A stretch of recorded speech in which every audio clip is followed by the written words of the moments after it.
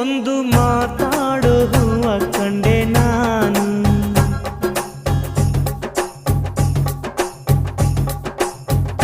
ಬಾಡದಂಥ ಪ್ರೀತಿಯ ಹೂ ನೀನು.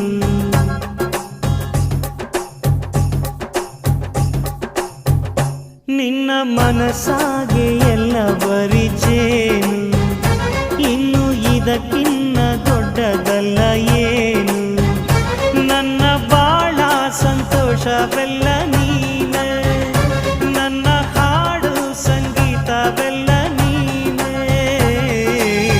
ನನ್ನುಸಿರು ಪ್ರಾಣ ಬದುಕು ಎಲ್ಲ ನೀನಮ್ಮ, ನನ್ನಾಸೆ ಕನಸ ಉಳಿಸೋ ಜೀವ ನೀನಮ್ಮ.